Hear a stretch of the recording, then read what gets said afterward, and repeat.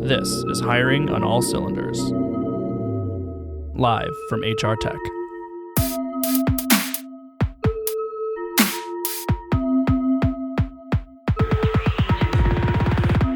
Hello, recruiting pals. Hiring on All Cylinders again takes to the ether live from HR Tech, tucked neatly next to registration and Starbucks, where there is a line out the door, and thanks to my giant speaker here, that entire line is my captive audience. Whether they like it or not, they are subscribing to our humble show. But anyway, day 2 is in full swing, and I am joined now by Jeanne Meister. She is a partner at the Future Workplace, and her latest book, The Future Workplace Experience, will be available mid-November at fine booksellers everywhere. Jeanne, thank you so much for joining us. Thank you very much for asking me. Wonderful to have you. So you have a panel that you're going to be moderating later, but we'll get to that eventually. First, let's talk about your book. Well, thank you. The book is The Future Workplace Experience, 10 Rules for Mastering Disruption in Recruiting and Engaging Employees. This is the 4th book I've written, and there were a number of surprises for me. First and foremost, the enormous opportunity that HR leaders have to take an expanded scope within their organization. The companies that I interviewed for the book are all focused on creating a compelling workplace experience for their employees. And this means it goes way beyond HR and requires HR to partner with heads of real estate, chief marketing officers, chief communications officers, and IT, because this workplace experience requires everybody to have a shared vision and an understanding on how to make it happen. The second big surprise was the speed with which artificial intelligence is entering the workplace. Right.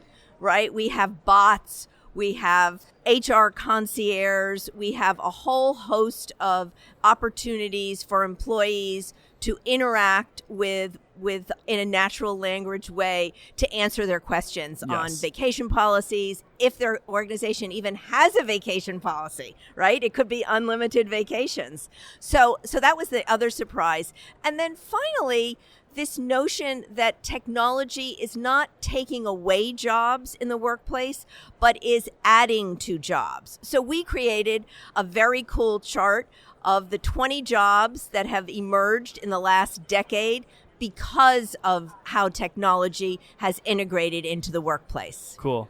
What are a few examples of those? So a couple of examples are data scientist, community manager, user experience designers, design thinking managers. So it's all around this combination of marketing and user experience into the workplace.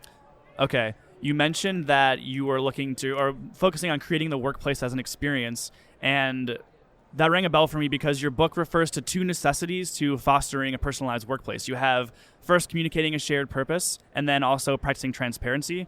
So I'm curious, why are those elements the most vital? Regarding the shared purpose, I think everybody that has a job feels it should be a higher calling. It's not just a job. They want to be part of something bigger than their job. Yes. And so a couple of the companies in the book have created partnerships with their organization's foundations, like IBM Corporate Service Corps. Dow Chemical has created an interesting program called Leadership in Action, where they are nominating high-performing millennials and Gen Xers to take leadership roles in the countries around the world where their company is investing.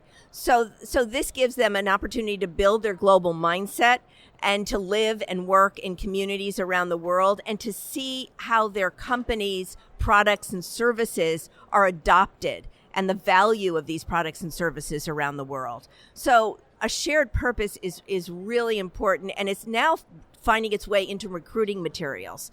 So we have companies that are really touting the fact that they have these partnerships, and they're calling it corporate philanthropy. Transparency is the other big takeaway, and with employer rating sites like Glassdoor.com and the Job Crowd, employer rating sites are now a global phenomena. We recorded about 10 of them in the book around the world, and HR. This is a call to action for HR leads to incorporate this data into their people planning processes. I love it.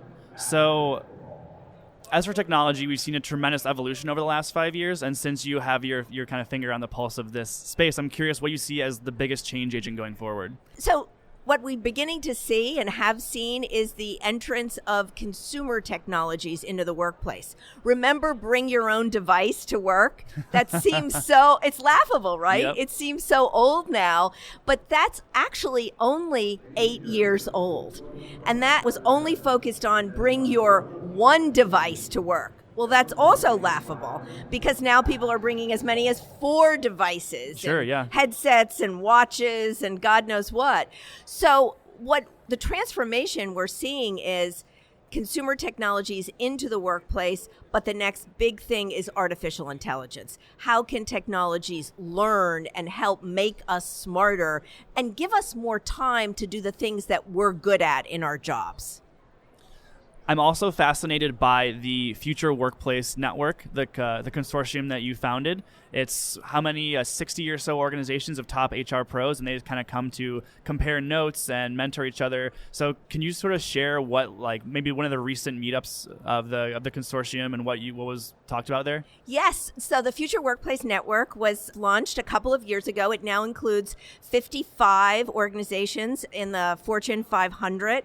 We meet twice a year, hosted by our members, and we most recently met at Cisco, hosted by the CHRO of Cisco in May, and in November will be the book launch hosted by the head of HR and the head of talent at Fidelity Investments. So we come together to discuss, debate, and share what's next on the horizon for HR. So I'm looking forward to November 14th at Fidelity because that will also be the book launch for the Future Workplace Experience.